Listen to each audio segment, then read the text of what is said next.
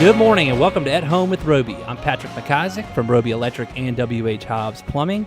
Trent Haston is away this week. He is at a conference. I'm sure he will bring back a ton of knowledge for the Roby family of companies that we will be excited to hear about. And this week we have Dave McGuire, who's been on the show several times. Dave McGuire is a Chief Operating Officer at Andrew Roby Construction. And Dave is a close friend. We've known each other, I think, it was since 2004. Yeah.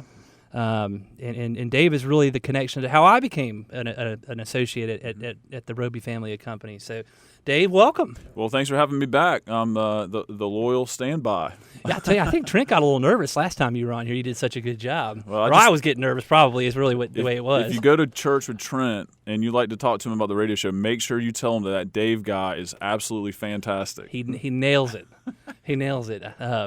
So, Dave, it was funny. We were walking into the show today to record, and I showed you a text message, and we were kind of reminiscing. And our CFO, David Barrett, is at St. Simon's, and I can't remember what year it was. I know you'll remember. I think it's like 2011 maybe or 2010. It was 9. 2009. Okay, that's right. Because we went to David Barrett is at St. Simon's, and we had a friend whose grandparents had a house at Sea Island. Yeah, and special place. Yeah, it's a very special place. And I was telling Dave, there was a group of us, and we all went down and had a fun weekend.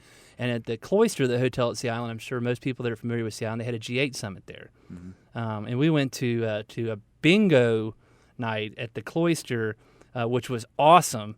And then somehow that door was open, and I'm sure we were allowed to do this. I don't think we're doing anything wrong. But Dave, myself, and one of our other buddies, Chef Jennings, have a picture, and we're in coat and tie at the table, the conference table. They had the G8 summit. We're trying to look all serious, like diplomatic. Who has that picture? I don't know. Love to see that. We've got to dig it up. So I was telling David Baird that because I thought he'd get a kick out of it. But no, we've known each other a long time, all the way back to Ferguson Enterprises, and I'll say one more thing about Dave, then I'll let him talk, I promise. But I remember Dave, when I started at Ferguson, it was 2004. I believe it was like June or July. And when I was a management trainee at Ferguson, they would bring like 10 or 15 kids in, and maybe like 8 would make it through the program. Maybe even less than that, Dave. And like all the other people kind of knew that, so they kind of like, I wouldn't say they mistreated you, but they just weren't like the most welcoming people. It was kind of like you're sort of the grunt, you're the hired labor. If I need something done or delivered on the last minute, a trainee, or what Dave and I both was going to do, it was almost like, I'm not saying like a pledge in a fraternity, but I'm not saying it wasn't like that. Right. And Dave was like the only one that would come up and like introduce himself, very welcoming. Where are you living? Who do you know? Where'd you go to school? And so he was like the nice one. And then we had other ones. I'm not going to mention names. Like wouldn't even look at you for the first month. I just needed my orders pulled really quickly to make my clients happy. No, but Ferguson was on to something. They if you hear some additional laughing, that's Brian Young from the Dunstan Group. He's our guest. You'll hear from him on segment 2 and 3, and trust me, he's so excited to be on the show. He's like leaning up to the mic. He's like, "Let's go." But you're right, man. I mean, it was a good program. We really worked hard. Oh, there's no question. Ferguson has a great culture and development program, and you learn work ethic and doing things right and great people. So I value that training in my life very much. No, I mean, what was the deal? You and I went through, and it was a mandatory 55 hours work week. It was. And we worked more than that, but, it was mandatory 55. We had to be there at 6 a.m., mm-hmm. every day, Monday through Friday, right out of college. And we'd work Saturdays sometimes. And we worked Rotated. Saturdays. Yeah. I remember my first day, they said, go out and meet. You need to go out and see Stacy in the warehouse. And I walked up to this guy in the warehouse, and I said, hey, I'm looking for a lady named Stacy. And Stacy was the person I asked who was a man. Yeah. He was like, I'm Stacy. He's one of the nicest people on earth. But I think the first day he was like, okay, there's a water heater truck. Go unload that thing with a what was it? A pallet? What do you call it? A hand truck. Hand truck. Yeah. And I'm like pouring sweat after it's done. It's like 30 minutes into the day. Like, oh man, this is hard. And he's like, okay, we got a cast iron tub truck pulling in next. I said, goodness gracious. You lost your freshman 15 in the first 6 months. In like the first 60 seconds. Never mind. But it was good, man. I mean, it taught us.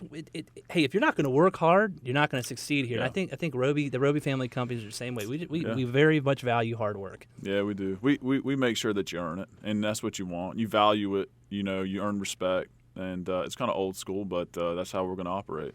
Well, and as a young person that was out of school, it felt good to go home and feel like, hey, I really worked hard today and I made a difference right into my career. My roommate at the time was working at a big corporation, and it was like, rainbows and butterflies for the first couple of months, and I would come home, pouring sweat, ready to fall asleep, but I felt like a very big sense of accomplishment. I think that really maybe set me up and set you up for success in life. That's right. No, I think it did. It really did. No, it's great. All right, so Dave, we got Brian Young coming on the show with the Dunston Group. The Dunston Group, if you're at our cornhole tournament, they made the shirts. Yeah, they're. I think I got to tell you, probably my favorite shirt. Yeah, the way it fits, the way it feels. I love. Well, the color is what it is, but it was a cool color, 10-year. But no, I can wear it at the house. I can wear it to the gym. It's a functional shirt. And he's going to talk about that because I think it's important. Very similar to the Roby family of companies, whether it's Hobbs Plumbing, Roby Realty, Roby Electric, or Andrew Roby General Contractors. I mean, it's about what the client wants and really listening to what they want. I mean, he could have given us the same generic cotton shirt that not that we've had in the past. I think we're pretty strategic on the shirts. I mean, I know that's a big emphasis that Trent puts on those, but we want shirts that people are going to wear. And they're going to feel good about wearing them. They're not going to wear it twice, and it's going to sort of get all hard and crinkly. Is that even a word? It's starchy, crunchy.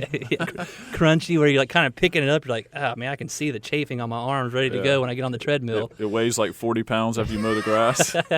How did we work out back in like the 80s, man? Like those old, like thick sweatshirts.